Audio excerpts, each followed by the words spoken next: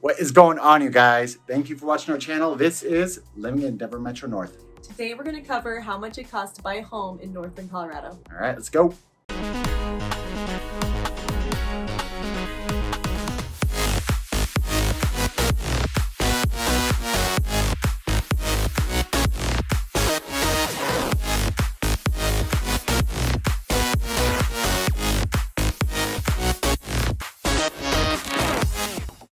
All right, your Colorado real estate family, Pete and Chelsea Sweeney here. And when it comes to Denver, Colorado, we know how that cookie crumbles. If you haven't done so already, hit that subscribe button, give us a thumbs up, and then also hit that notification bell. We want you to get notified every single time we put out a new video, and we are putting out new videos every single week. And of course, if you want to get a hold of us faster, make sure you call or text the number that's going to go in right below, that email right on the bottom line. We love hearing from you guys. Like I said, we approach our videos as a family, as natives, and also as your licensed real estate agent, because we know that you need to know someone who knows the area to get you to where you want to be. So here we go. Let's check out Northglenn from the sky view.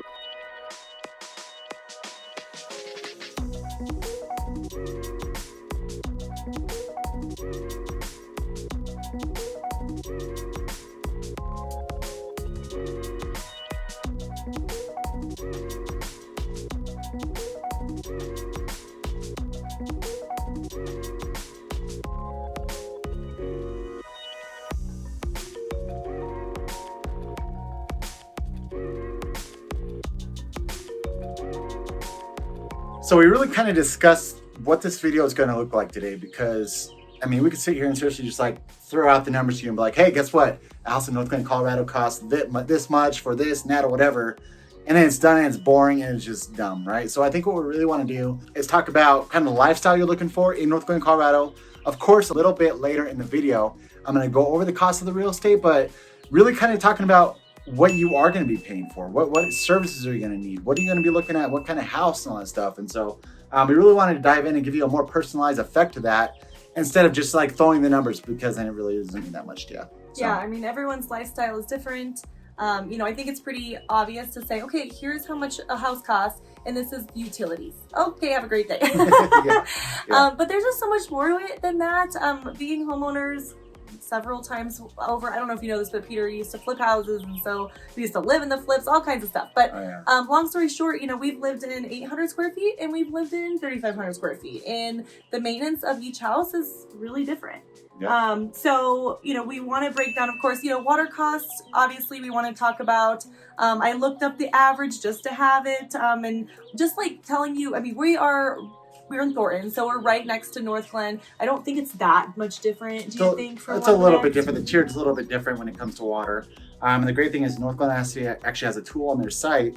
You can type in like your average, what you think, how many gallons you're going to use, and it'll tell you right then and there, hey, this is going to be your water bill when owning a home in Northglenn. Yeah, you could pretty much assume it's going to be $50 to $80, per month, kind of on Depending average. On summertime or wintertime, because sometimes you're watering that lawn. But it really just depends on your usage. So go to your current bill and get that usage amount on your bill. If you don't have it on your bill, then you can always call the city that you currently live in and get your usage.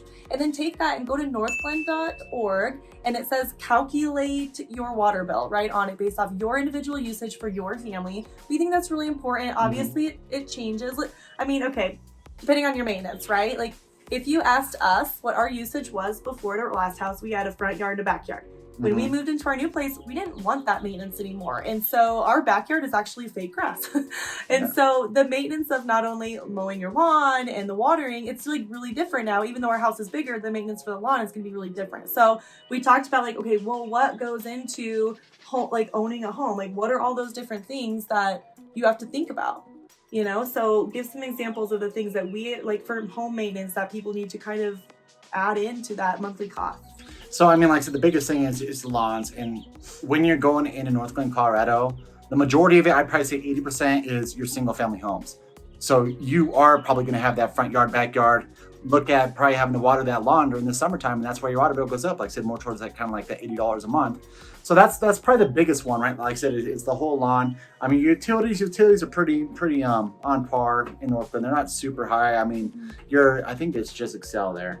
But your Excel bills usually like, what is it, like around $100, something like that, right around there. Some other stuff that you might want to think about though is like when you're replacing some appliances or such. So one thing about our family is, I personally grew up in construction, and so I know how to fix those little things, right? So if we have a washer that goes down, I'm the guy who seriously spends 8 hours doing everything I can to end up just not fixing it at all. So Yeah. it's like, are you that type of person going to actually dig into it and kind of do that? Or are you going to be hiring a maintenance man to come out and really look at it? And with the maintenance man, we actually had a fridge that was fixed. Maintenance man, the ice cube machine went out and everything. Oh yeah. What was that, $120? And you had to completely replace the whole ice machine. Yeah, and then after that there was like a warranty on how long it lasted. So Yeah. definitely worth like, knowing what it is that you can do and what you can't do, or what you just aren't willing to do maybe for time and money. Yeah. But understanding what it is, like I kind of lucky. I don't have to worry about a lot of those things. Like Peter's going to try to fix it first, and then I have to pay for it. But there might be families who they don't have that skill set, or they don't want to do those things. Yeah. And so you're going to have to think about some of that stuff. We will show you. I thought it was really cool. I looked up, how do people, know how to set aside money for certain things that go out that might be a high cost. So like we're talking about, obviously those appliances, but there's a lot of other things like your heater and your AC and the maintenance of all of that. And so I found, I'm going to show you right now.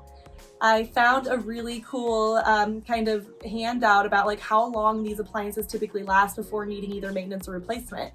And I think that's really helpful. It used to be rule of thumb of 1% of your home value, taking that and setting it aside per year and dividing it by month. Well, nowadays, like, okay, say you buy a house in California for $900,000.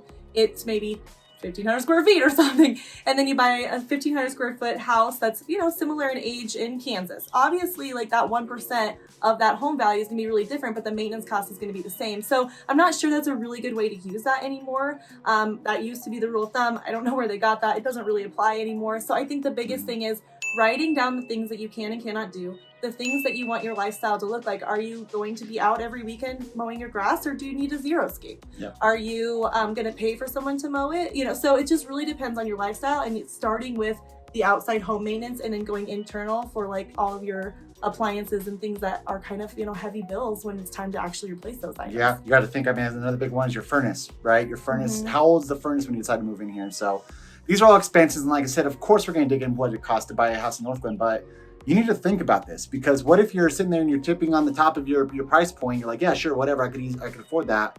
You got to make sure you're accounting these costs in, because the last thing you want is to be house poor, and then your hot water heater goes out, and you're like, holy crap, what am I going to do now? So we have an example. We have a house right outside of Northglenn, and our furnace just went out. Yeah. Last year. How much did that cost us? $4,500.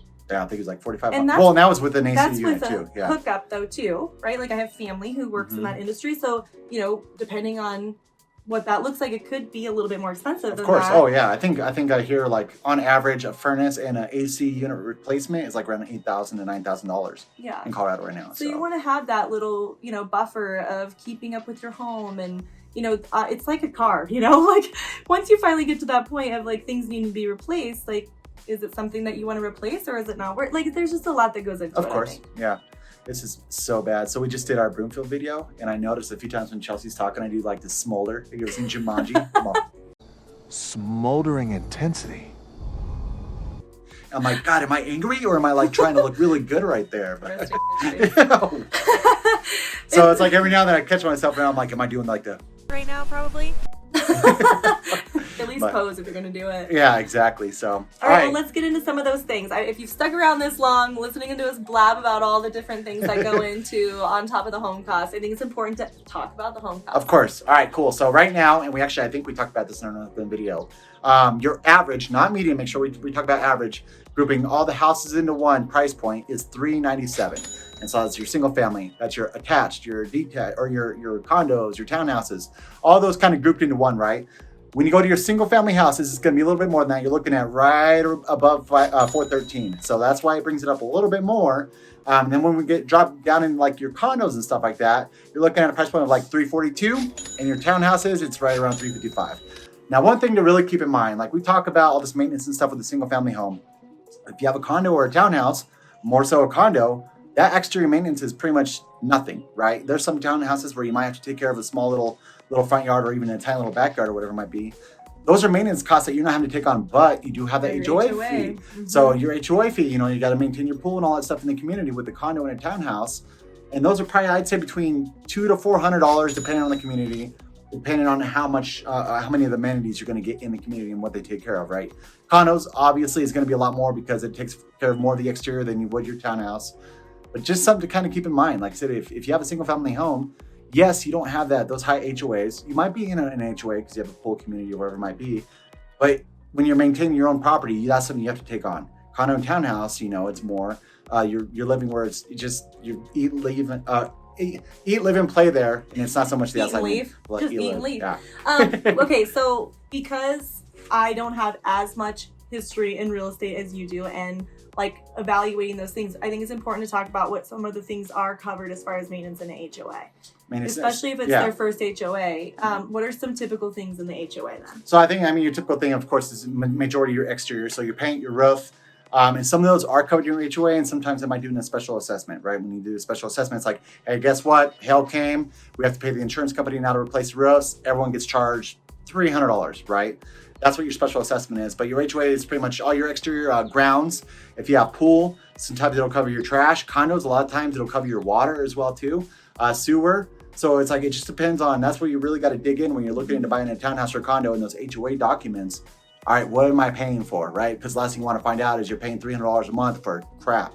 And it's like that's the last thing you want to know. So it's like, what am I paying for? So, and honestly, they obviously take into consideration your HOA with like your monthly and your lending and all of that. As like a real estate agent, like, is that something that you're looking at as far as docs go? Like, do you help them with that? How do they get? Oh yeah. When you get under contract, and you actually sometimes even beforehand when you're looking at a house, they'll have HOA docs that you could actually look at, and that's where you really kind of dive into what you're allowed to do in the community, what's covered. A huge thing right now is people want to do short-term rentals, right? If people want to buy an Airbnb, guess what? You need to make sure that HOA will allow that if that's something that you want to do in the area too. So there's certain things to kind of really look at, but yeah, you can really dig into those HOA docs and figure out what it is.